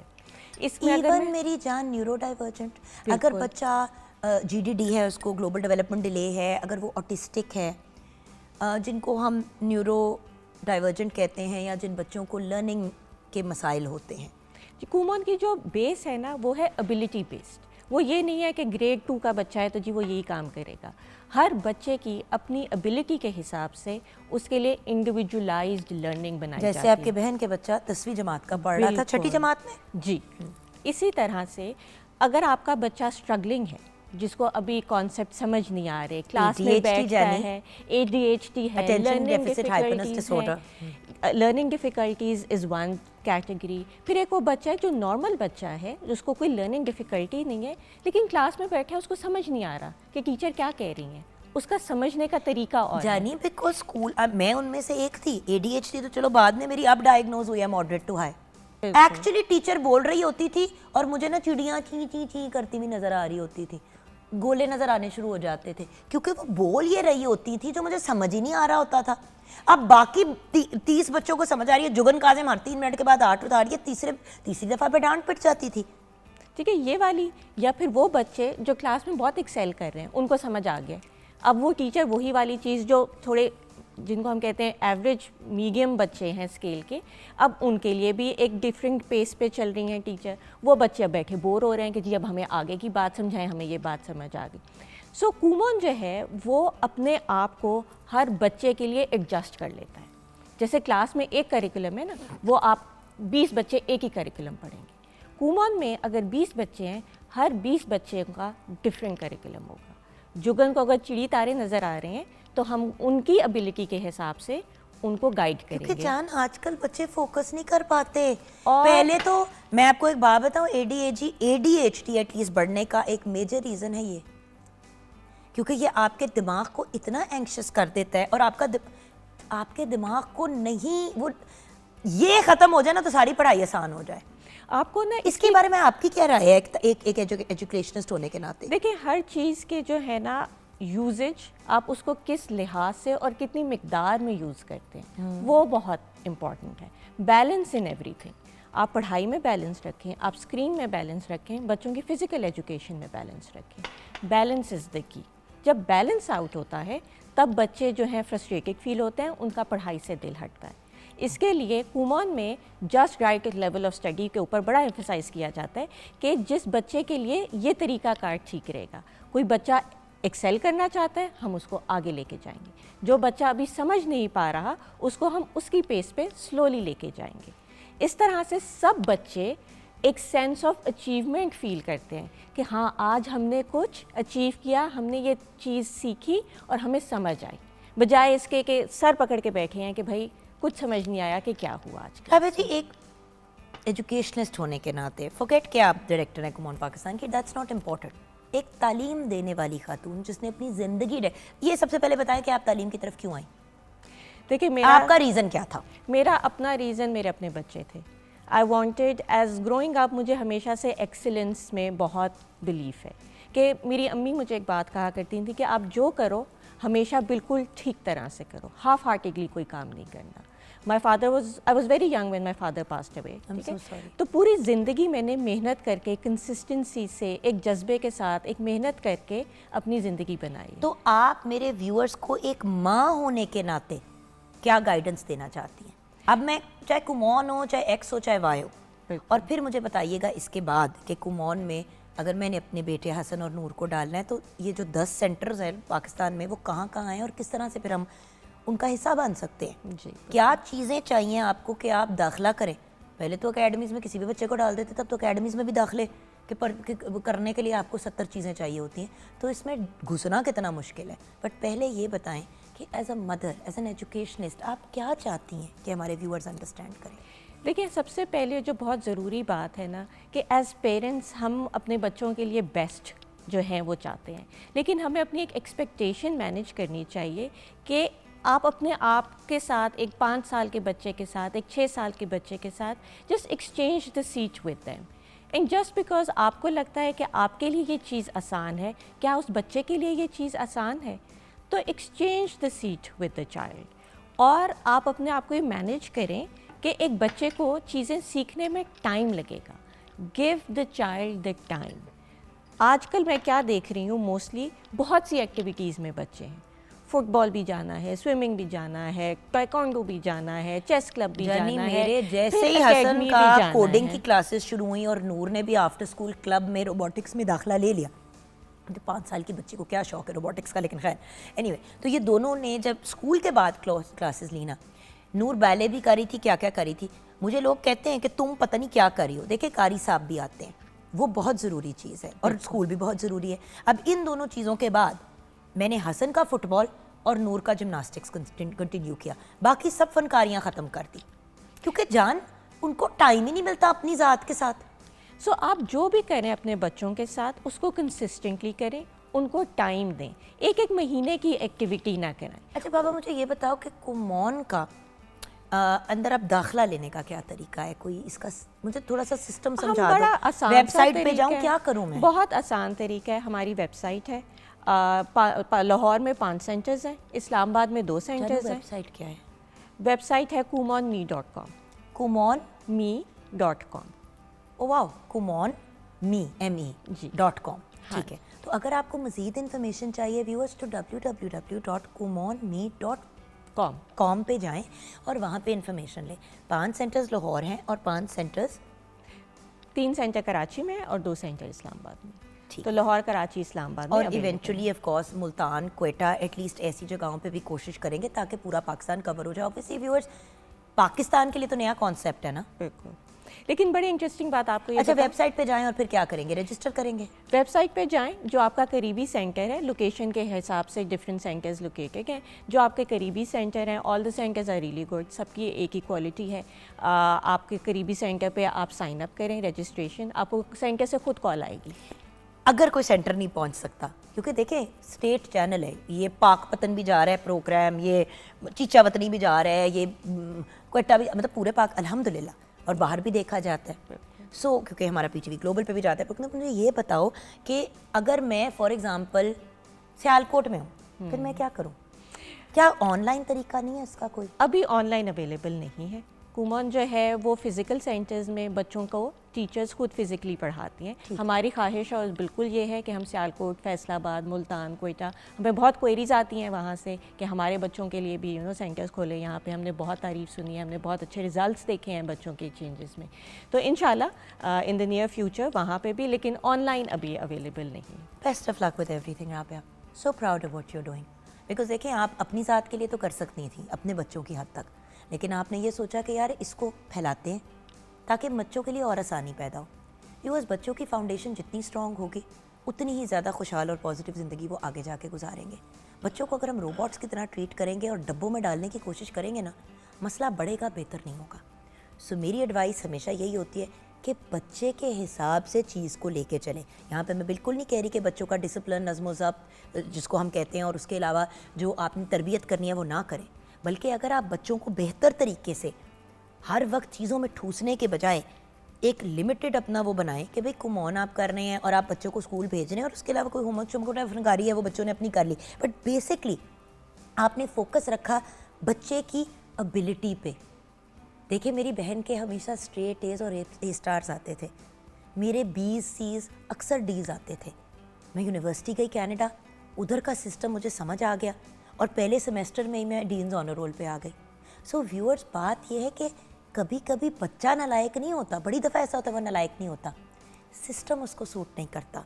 सो प्लीज़ बच्चों पे प्रेशर डालने के बजाय सही सिस्टम ढूंढ लें ताकि हम सबके बच्चे खुशी खुशी पॉजिटिव। देखिए, मेरे लिए एज अ मदर पैसे और बाकी चीज़ों से ज़्यादा अच्छे इंसान हो बच्चे और खुश हों, बाकी सब हो जाता है viewers.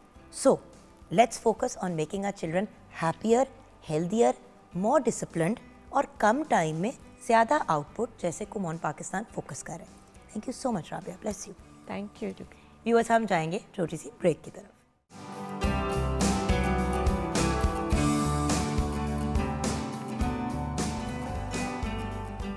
Welcome back from the break viewers. अब हम बात करेंगे एक ऐसे टॉपिक पे जो बहुत से लोगों को कंसर्न करता है। लोग अक्सर सोचते हैं और प्रिज्यूम करते हैं कि ये ख़वातीन का ही मसला है, लेकिन ये मसला सिर्फ ख़वातीन का नहीं है और एक सर्टन एज ग्रुप की ख़वातीन का नहीं है। ये प्रॉब्लम एक्चुअली यंगर ईयर्स में भी आपको हो सकता है, ओल्डर ईयर्स में भी हो सकता है, मतलब बुजुर्गी में तो अक्सर आप ये वाले इश्यूज़ देखते हैं स्किन के। लेकिन मर्दों को भी उतना ही होता है जितना औरतों को होता है। फ़र्क ये है कि मर्द हजरात बॉदर नहीं करते जब तक बहुत बिगड़ नहीं जाता और उस स्टेज पे मसाइल बनते हैं। मैं बात कर रही हूँ छाइयों की, चेहरे पे निशानों की, जिनको फ्रेकल्स भी कभी कहते हैं, कभी मलेज़मा कहते हैं, पिगमेंटेशन, हाइपर पिगमेंटेशन। आखिर ये है क्यों, होता क्यों है और कर क्या सकते हैं, हमें गाइड करेंगे एस्थेटिक फिजिशियन, हमारी बहुत ही प्यारी, हमारी लाडली, हमारे मॉर्निंग एट होम की फैमिली का हिस्सा, डॉक्टर सारा रऊफ। अस्सलाम वालेकुम डॉक्टर साहब। वालेकुम सलाम। कैसी हैं आप? ठीक ठाक, आप ठीक हैं? मैं बिल्कुल ठीक हूँ। डॉक्टर साहब, आपकी ज़िंदगी में कभी कोई निशान, कील, मुहासा कुछ चेहरे पे हुआ है? माशाल्लाह आपका इतना चेहरा चमकता हुआ एंड क्लियर फेस है, माशाल्लाह। Thank you so much. नहीं, I do have an issue of pigmentation right here. यहाँ पे मुझे हो गया था काफ़ी पहले, I think it's been 10 years now, 10 साल पहले। लेकिन विद ट्रीटमेंट्स एंड विद आपको पता है जो skin care, home skin care होती है, वो भी बहुत इंपॉर्टेंट होती है इसके लिए। तो I have been keeping it under control. Keeping it under control, Exactly. यानी कि ये चीज़ हो जाए तो फिर it's like a condition you have to live with. Exactly ऐसा ही है। लेकिन उससे पहले है क्या, अच्छा भला मुंह का एक रंग होता है, खुद ही उसके अंदर और रंग आने शुरू हो जाते हैं और फिर लोग उसको अनइवन स्किन टोन कह के बात को आगे बढ़ा देते हैं, मेकअप आर्टिस्ट वगैरह भी, लेकिन वो बढ़ती चली जाती है ऐसा ही है। और फिर बाकायदा आपके मुंह के ऊपर अलग-अलग पैचेस नजर आने शुरू हो जाते हैं, गर्दन पे। ऐसा ही है। अच्छा, पिगमेंटेशन जो है ना, इट्स बेसिकली होती क्यों है? सबसे पहले तो ये पिगमेंटेशन होती है, हमारी स्किन में होते हैं मेलानोसाइट्स, जो कि सेल्स होते हैं हमारी सुपरफिशियल लेयर ऑफ स्किन में। मेलानोसाइट्स प्रोड्यूस करते हैं एक पिगमेंट जिसको कहते हैं मेलानिन। अब मेलानिन जितना ज़्यादा होता है उतनी ज़्यादा पिगमेंटेशन होती है, मेलानिन जितना कम होता है उतनी कम पिगमेंटेशन होती है। चलो जी, ठीक है, दिस इज पिगमेंटेशन। अच्छा, अब इस पे आते हैं। उसी का गला घोट देते हैं, ठीक है, मेलानिन का। काफ़ी सारी चीज़ें हो सकती हैं, लेकिन उससे पहले ये पता होना ज़रूरी है कि पिगमेंटेशन जो है वो कौन सी है, ये बहुत ज़रूरी है। इकसाम है, एग्जैक्टली वो क्या है? देखिए, पिगमेंटेशन जो है, अब एक जिसको हम छाइयाँ कहते हैं, मेलाज़मा है, हमारे फ्रेकल्स होते हैं, सन स्पॉट्स होते हैं, इसके अलावा हमारी पोस्ट इन्फ्लेमेटरी हाइपर पिगमेंटेशन हो जाती है, पोस्ट इन्फ्लेमेटरी एरिथीमा हो जाता है। They are all different. तो फिर उनकी ट्रीटमेंट्स भी उसके लिहाज से होनी चाहिए ना। तो जब भी आप, सबसे पहले तो ये है कि जब भी कोई भी बंदा जिसको पिगमेंटेशन हो और वो किसी डॉक्टर के पास जाएं, तो सबसे पहले तो ये पूछें कि डॉक्टर साहब मुझे है कौन सी पिगमेंटेशन। सिर्फ ये नहीं कि पिगमेंटेशन है तो मुझे ट्रीट कर दें, कौन सी पिगमेंटेशन है, क्या ये मेलाज़मा है, क्या ये फ्रेकल्स हैं, क्या ये सन स्पॉट्स हैं। और डॉक्टर्स के लिए काफ़ी ईजी होता है इसको डिफ्रेंशिएट करना, क्योंकि they all look slightly different. उनके जो, उनसे जब हिस्ट्री ली जाती है पेशेंट से, तो उसके साथ बड़े आसानी से पता चल जाता है कि किस वजह से हुए हैं। अब जैसे अगर हम मेलाज़मा की बात करते हैं, तो मेलाज़मा का मेन कॉज जो औरतों में होता है वो हार्मोनल फ्लक्चुएशंस होती हैं। अब जैसे कि मुझे जब राइट साइड पे, आपके भी राइट साइड पे हुआ, मेरे यहाँ पे छाई पड़ी, यहाँ पे हल्की पड़ी।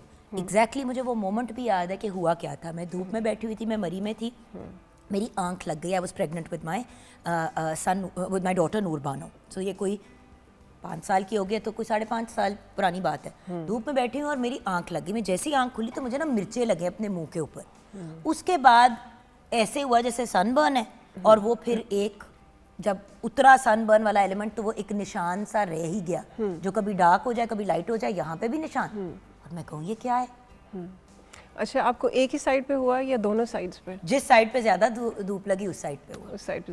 अच्छा, वैसे पोस्ट इन्फ्लेमेटरी हाइपरपिगमेंटेशन भी हो जाती है सन बर्न के बाद भी, लेकिन कभी कभी ये, और मैं प्रेग्नेंट थी और तो हार्मोन वैसे ही दीवाने हुए थे। एग्जैक्टली ऐसा ही है। कभी कभी 2-3 type of pigmentations they occur together, okay. तो वो इकट्ठी भी होती हैं, तो फिर उनकी ट्रीटमेंट भी उस लिहाज से ही होती है। तो अब मुझे ये बताएं कि एक बंदा, अच्छा एक छोटी उम्र पे क्यों होती है पिगमेंटेशन? मैंने यार 16 साल की बच्चियां देखी हैं। हाँ, छोटी उम्र पे जो पिगमेंटेशन होती है ना, यूजुअली दैट इज़ फ्रेकल्स होते हैं, जो कि यंगर एज से स्टार्ट हो जाते हैं।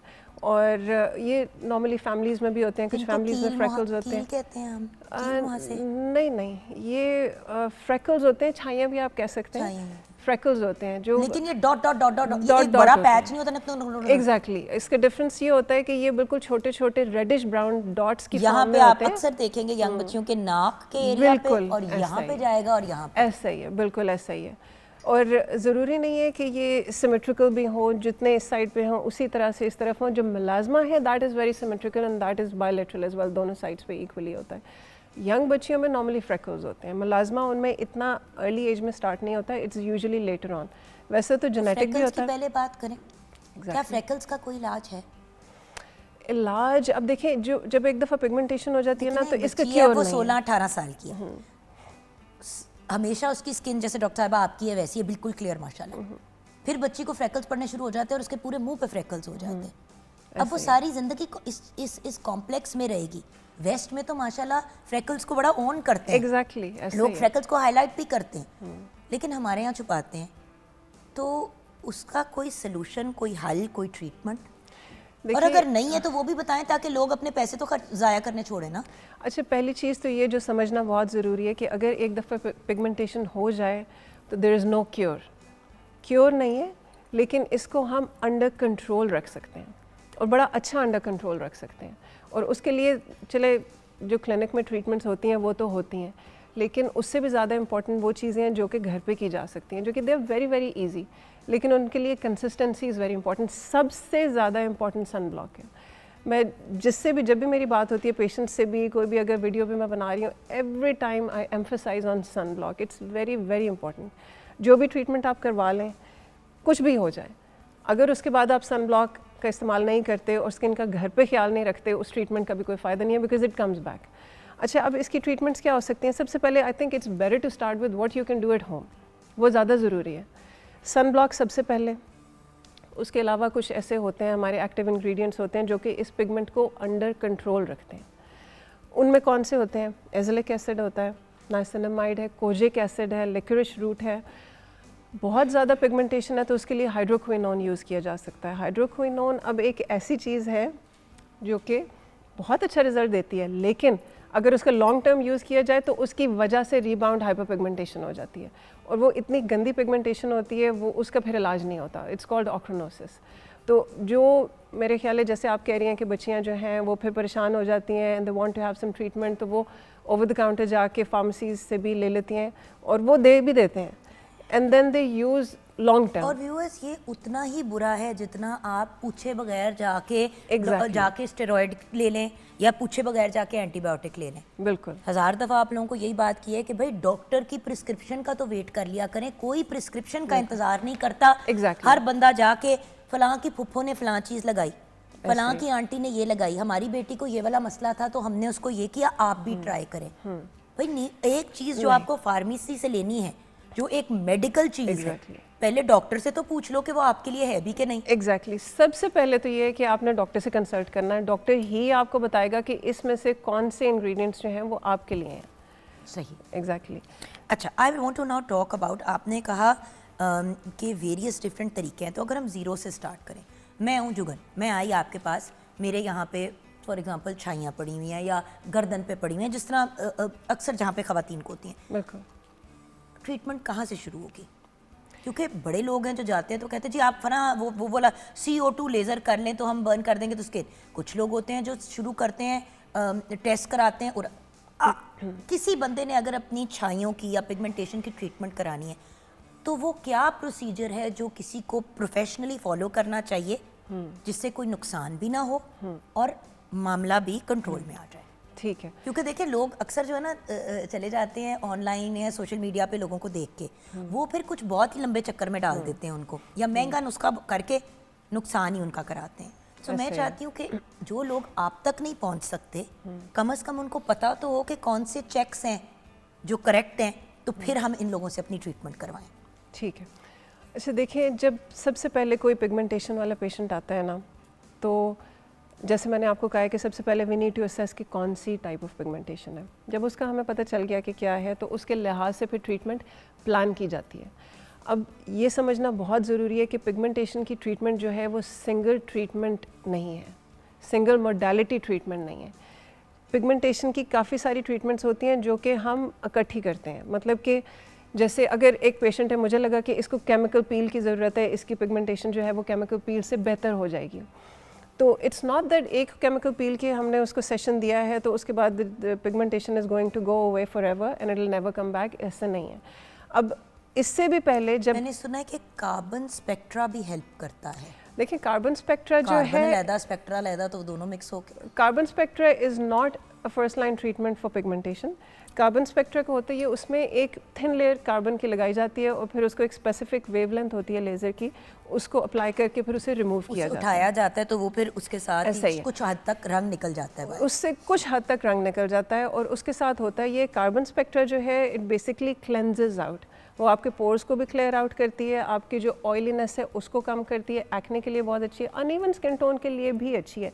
लेकिन अगर कहा जाए कि carbon spectra is the first line treatment to treat pigmentation, ऐसा नहीं। Then what is? देखिए यही है आपने जैसे कहा chemical peel। Exactly chemical peel is good. उसके अलावा इसमें माइक्रो नीडलिंग है which can be done with anti melanin serums. अब लेजर्स भी हैं, जैसे ट्रांसएमिक एसिड है। Exactly tranexamic acid is a very good treatment इसकी, वो टॉपिकल भी, और उसके साथ हम माइक्रो नीडलिंग वगैरह भी कर सकते हैं, उसके रिजल्ट्स अच्छे होते हैं, और भी एंटी मेलानिन सीरम्स के साथ। अच्छा, यहाँ पे ब्रेक की तरफ जाते हैं। ब्रेक के बाद वापस आके और क्या क्या ऑप्शंस हैं? जैसे कि मुझे याद है मैंने एक दफ़ा कहीं एक बच्ची से पूछा कि बेटा तो छाइयों की ट्रीटमेंट क्यों नहीं कराती? तो कहती करा रही हूँ ना, वो एक क्रीमें मिक्स की हैं, वो मैं लगाती हूँ अपने मुंह के ऊपर। क्रीमों का पूछा तो वो वही क्रीमें थी जो मिक्स करते हैं अपने चेहरे को गोरा करने के लिए। इस पे हम बात करेंगे छोटी सी ब्रेक के बाद, बिकॉज उन क्रीमों का भी एक बहुत बड़ा रोल है इस पिगमेंटेशन के अंदर। Exactly. जो आप लोग फार्मूला क्रीमें मिक्स करते हैं अपनी तरफ से, अगेन उसमें भी फार्मेसी से खरीदी हुई कुछ क्रीमें जाती हैं, तो why do we use that? Break के बाद।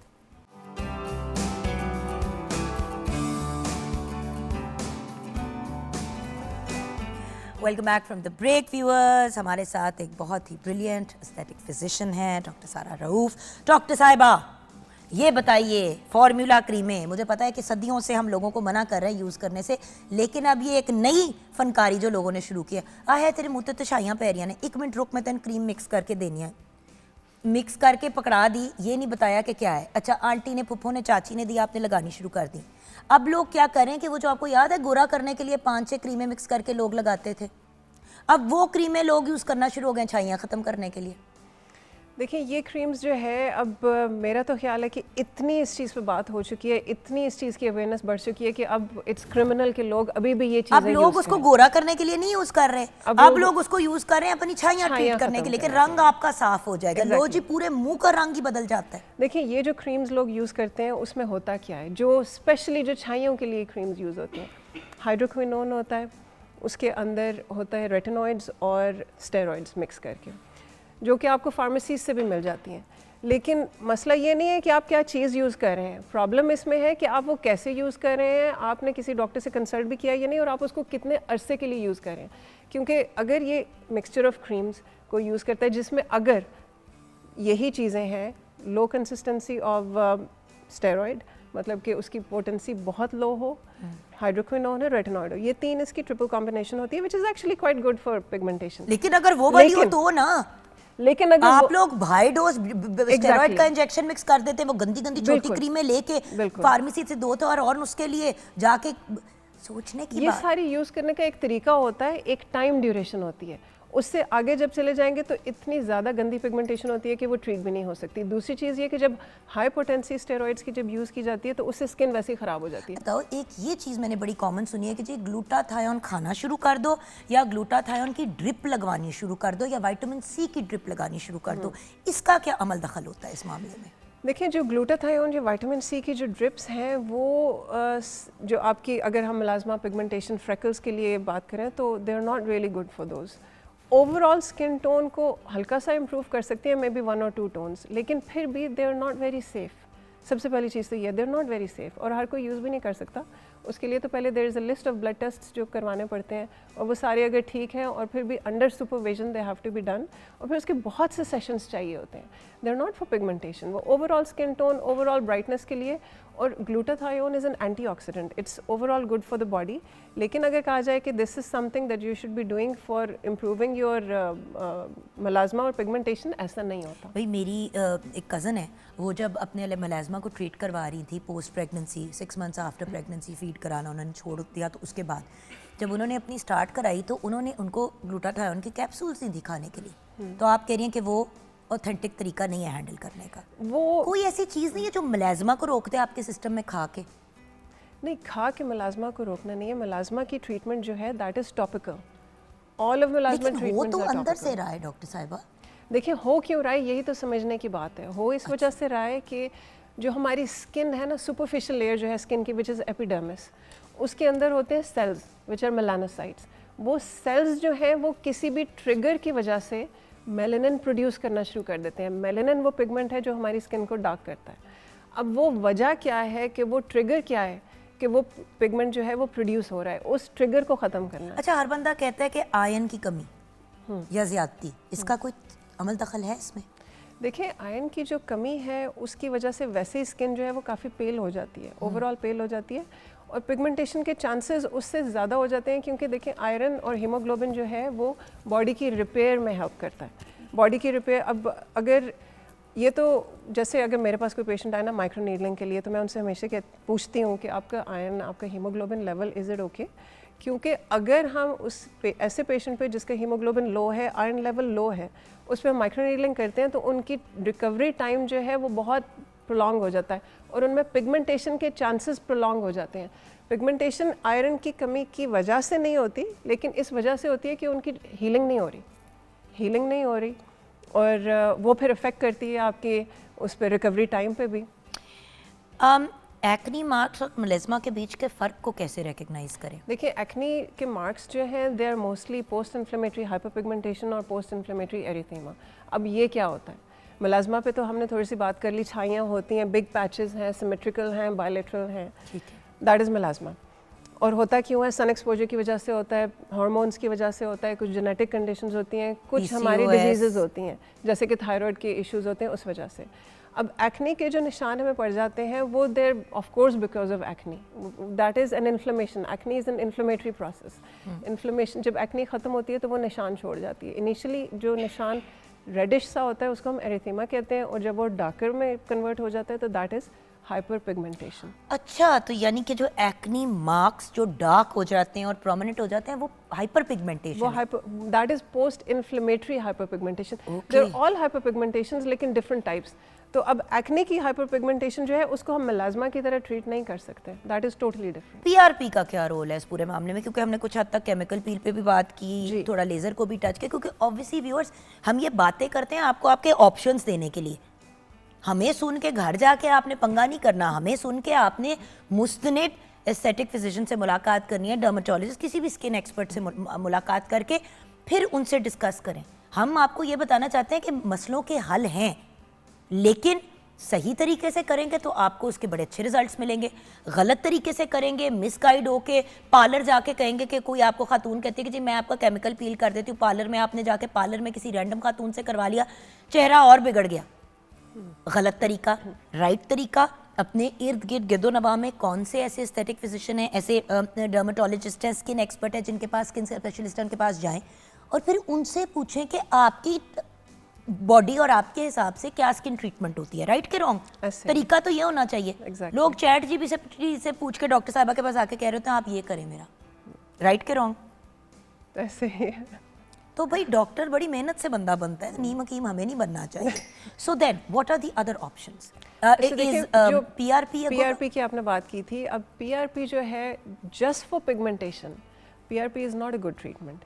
लेकिन अगर हम पीआरपी के साथ एंटी मेलानिन सीरम्स ऐड करके माइक्रो नीडलिंग के साथ उसको करें तो then that has a good effect, और उसके भी कुछ सेशंस चाहिए। एंटी मेलानिन सीरम्स कौन से? एक तो ट्रांसैमिक एसिड, विटामिन सी के साथ और भी काफ़ी सारी चीज़ें ऐड करके, तो we can do microneedling with those, और उससे होता है। अब देखें, पीआरपी जो है that is for skin rejuvenation. वो हमारी सुपरफिशियल, अगर हम पीआरपी करते हैं प्लाज्मा के साथ, plasma has nothing to do with pigmentation. लेकिन जानी किस एज तक? क्योंकि मैं कुछ कहीं पढ़ रही थी कि पीआरपी भी एक सर्टेन एज के बाद ऐसा सच नहीं होती यूजफुल, फिर आपको स्टेम सेल या एक्सोसोम की तरफ जाना पड़ता है। इसके बारे में आप क्या कहेंगी? देखिए, स्टेम सेल्स और एक्सोसोम्स जो हैं दे आर मोर पोटेंट, लेकिन ये कहना कि PRP is not useful after a certain age, that is not a very right statement. नहीं, प्लीज मुझे करेक्ट करें ना, मैं चाहती हूँ कि ये हमारे, मैं आपसे पता है मैम ये सवाल क्यों करती हूँ कि डॉक्टर साहब जहाँ पे मैं गलत हूँ आप मुझे करेक्ट करें कि नहीं जुगन ये मिथ है, ये मिसकंसेप्शन है, ये इनकरेक्ट है। मुझे करेक्ट करने से आपने नहीं घबराना, क्योंकि यहाँ आप डॉक्टर हैं, मैं नहीं हूँ।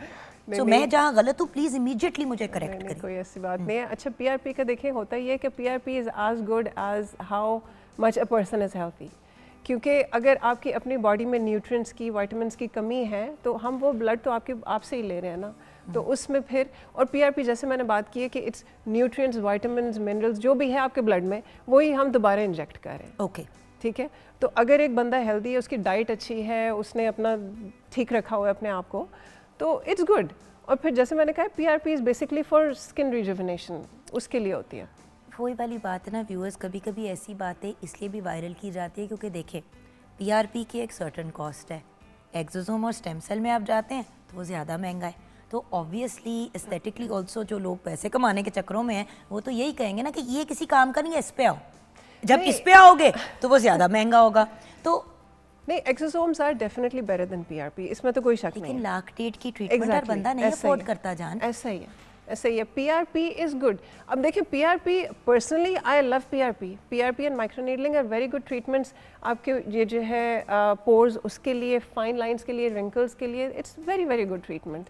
कोलेजन इंडक्शन के लिए बहुत अच्छी है। लेकिन अगर कहा जाए कि just PRP, how good is that for pigmentation, it's not very good. लेकिन अगर उसके साथ हम बाकी चीज़ें ऐड करते हैं then it can be very helpful. हमारी गुफ्तगू को कंक्लूड करते हुए आप हमारे व्यूअर्स को क्या पैगाम देंगी जो तंग हैं पिगमेंटेशन अच्छा, इससे पहले जस्ट सिर्फ एक और चीज़, लेजर्स भी होती हैं पिगमेंटेशन की ट्रीटमेंट के लिए। स्पेक्ट्रा लेजर ही है ना? There other lasers, pico No, laser. no, what I meant was कि जैसे स्पेक्ट्रा है, जैसे केमिकल पील्स, मैं नाम इसके स्पेसिफिक्स में नहीं जाती हूँ जान। मसला ये होता है कि फिर लोग खुद ही अपनी तरफ फनकारी करना शुरू कर देते हैं। ठीक है। ये वो वाली बात है ना, जिस तरह हम मेडिकेशन जब बता देते हैं, किसी का प्रॉपर नाम बता देते हैं, पैरासिटामोल तो हम कहेंगे, हम कभी भी उस दवाई का नाम नहीं लेंगे जो मार्केट में अवेलेबल, लोग खुद ही शुरू हो जाते हैं। तो हमें भी अब बहुत माइंडफुल होना पड़ रहा है क्योंकि आपको पता है लोगों ने सैलॉन्स और पार्लर्स में भी ये काम करना शुरू कर दिया है। अच्छा, ये मेंशन मैं इस वजह से कर रही हूँ क्योंकि मेरे पास काफ़ी लोग आते हैं और आके कहते ही ये हैं कि हमें लेज़र ट्रीटमेंट, वी हैव मेलाज़मा, और हमें लेज़र ट्रीटमेंट कर दें इनकी। तो मुझे बड़ा मुश्किल होता है उनको समझाना कि लेज़र से कभी कभी मेलाज़मा जो है वो काफ़ी ज़्यादा ख़राब हो जाता है।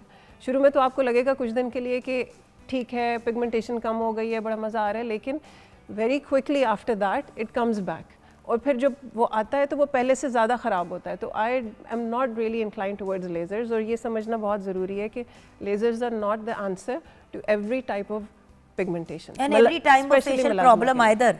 अगर आपको बोटॉक्स चाहिए तो आपको बोटॉक्स ही चाहिए, आप अगर उसकी जगह लेज़र कर देंगे तो वो आपको थोड़ी शायद टाइटनिंग कुछ देर के लिए आफ्टर सम टाइम ज़रूर दे देगा।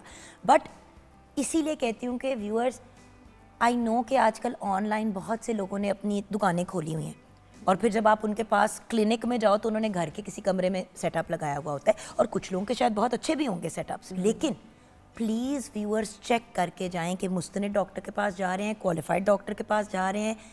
नीम हकीमी अपने जिस्म के सबसे बड़े लिविंग ऑर्गन स्किन के साथ करना बनता नहीं है। Ma'am, your message. अच्छा, सबसे इम्पॉर्टेंट तो ये है कि अगर आपको लग रहा है कि आपकी पिगमेंटेशन हो रही है तो you need to start taking care of it straight away. आपने खुद से ट्रीटमेंट नहीं करनी, आपने किसी प्रॉपर डॉक्टर के पास जाना है, कंसल्टेशन लेनी है और उनकी हिदायत के मुताबिक ही ट्रीटमेंट स्टार्ट करनी है। और प्लीज़ आपने ये उन्हें नहीं कहना कि एक सेशन कर दें और 100% रिज़ल्ट दे दें और उसके बाद मुझे कभी ट्रीटमेंट की ज़रूरत ना पड़े। हाइपर पिगमेंटेशन का क्योर नहीं है, इसको कंट्रोल किया जा सकता है बहुत अच्छे तरीके से, लेकिन उसमें आपको पेशेंस की ज़रूरत है और आपको घर पे भी केयर करने की बहुत ज़रूरत है। Thank you so much doctor साहिबा, गॉड ब्लेस यू। एंड इंशाल्लाह किसी दिन ऑन एयर भी कोई मज़े की ट्रीटमेंट करेंगे, बिल्कुल व्यूअर्स को दिखाएंगे भी कि क्या क्या हो सकता है, और थोड़े से आपके जो फियर्स है ना कि ये वाली चीज़ और वो वाली चीज़ के क्या कॉन्सिक्वेंसेस होते हैं वो भी हम क्लियर करेंगे। Thank you so much doctor साहिबा। Thank you. जल्दी से किचन में देख लेते हैं, वैसे तो चीज़ें काफ़ी देर की तैयार हो गई थी। जी शेफ़। खाना बिल्कुल रेडी है। चिकन कीमा दम बिरयानी आज हमने बनाई थी और उसको हमने रायता और सैलेड के साथ सर्व कर दिया। वैसे जान, आज तो खाने की शक्ल आपसे भी ज़्यादा प्यारी है, यानी कि खाना बड़ा ही मज़े का बना। इंशाल्लाह। थैंक यू सो मच बेटा। Welcome. Thank you to all our guests and of course our beautiful chef and her beautiful food, जो हम अब ब्रेक लेंगे और इन्जॉय करेंगे। ब्रेक से मुराद 1 दिन की ब्रेक लेंगे, फिर आपसे मुलाकात होगी। अपना ख्याल रखिएगा, अपने साथ साथ दूसरों का। खुदा हाफिज़।